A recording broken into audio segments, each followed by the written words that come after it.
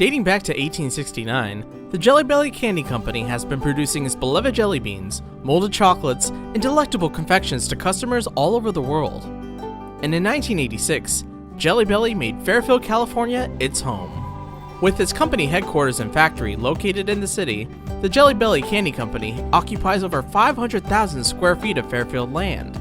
So why did a company that produces over 1,680 jelly beans a second choose Fairfield as its home? It's because of Fairfield's friendly and helpful atmosphere.